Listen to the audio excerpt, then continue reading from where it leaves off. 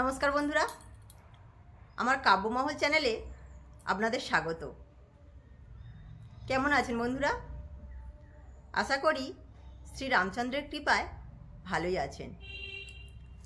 আজ অযোধ্যায় রাম মন্দিরের শুভ উদ্বোধন, আর এই শুভ দিনে রামচন্দ্রের জীবনী নিয়ে লেখা পৌরাণিক কবিতা আপনাদের উপহার দিতে চলেছি। আমার তরফ থেকে আপনাদের কাছে বিনীত অনুরোধ, প্লিজ বন্ধুরা স্কিপ না করে সম্পূর্ণ কবিতাটি শুনুন, আর ভালো লাগলে অবশ্যই লাইক শেয়ার করে দেবেন, আর আমার চ্যানেলটিকে সাবস্ক্রাইব করে দেবেন। রামায়ণ কাহিনী। সূর্যবংশীয় রাজা দশরথ নাম, পরম সুখে করেন রাজত্ব অযোধ্যা ধাম। তাহার জ্যেষ্ঠ পুত্র রঘুবীর রামচন্দ্র, আর সব পুত্রগণ ভরত, লক্ষণ, শত্রুঘ্ন।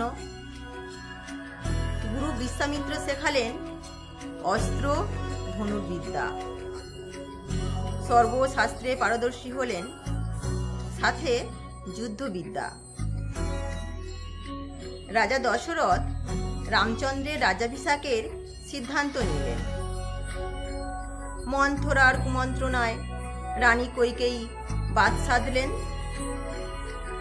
শর্তের জালে রাজা দশরথকে আবদ্ধ করে নিজ পুত্র ভরতের জন্য সিংহাসন দিলেন গড়ে। কইকেয়ীর সিদ্ধান্তে রাজা হলেন শোকাহত। রামচন্দ্র গেলেন বনবাসে রাখতে পিতৃশর্ত। সঙ্গে গেলেন ভাই লক্ষণ আর পত্নী সীতা। গোটা রাজ্য শোকস্তব্ধ, সুমিত্রা ও কৌশল্যা মাতা। পথে হলো বন্ধুত্ব জটায়ুর সাথে। গুহক মাঝিকে বিদায় দিলেন তুঙ্গভদ্রার তটে। অযোধ্যা, জনকপুরী, চিত্রকূট ফেলে পৌঁছে গেলেন ত্রিবেণী সঙ্গম, গঙ্গা, যমুনা, সরস্বতীর কোলে। অবশেষে পৌঁছে গেলেন মহারাষ্ট্রের পঞ্চবটী বনে। পর্ণকুঠির নির্মাণ করেন তপবনের এক কোণে। লঙ্কার রাক্ষসরাজ রাবণের বোন, নাম তার শূর্পণখা, তপবনে করেন বিচরণ। রামচন্দ্র দিন যাপন করেন লক্ষণ ও সীতার সহিত। রামচন্দ্রের রূপ দেখে শূর্পণখা হইল মোহিত। তৎক্ষণাৎ বিবাহের প্রস্তাব রাখিল।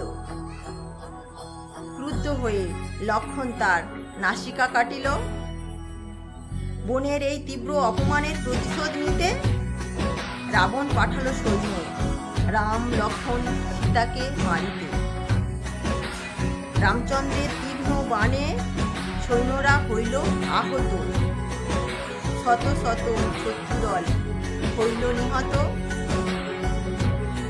রাবণের বন্ধু এক মারীচ রাক্ষস, মায়াজালে সবাইকে করে সে বশ।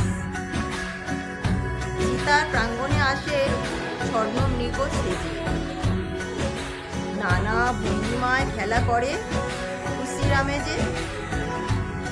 তাকে দেখে সীতা দেবী আনন্দিত হইলেন। স্বর্ণমৃগ ধরে দিতে স্বামীকে বলিলেন। তার পিছু রামচন্দ্র গেলেন ছুটে। হেনকালে সীতার জীবনে দুর্ঘটনা ঘটে। ভিক্ষুকে ছদ্মবেশে রাবণ আসিল সীতার কুঠির দ্বার। ভিক্ষা দিতে সীতা দেবী লক্ষণ রেখা করিলেন পার। স্বমহিমায় প্রকাশিল রাক্ষস রাবণ, দস্যুরূপে সীতাকে করিল হরণ। রামচন্দ্র কুঠিরে ফিরে সীতা অদর্শনে চারিদিকে ঘুরে ফিরি শোকাহত মনে। জটায়ুর কাছে শুনি সীতাহরণ বারতা, লঙ্কার অশোক কাননে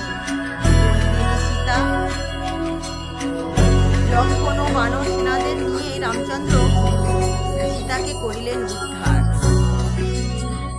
রাবণ হলো নিহত, লঙ্কা হলো ছারকার।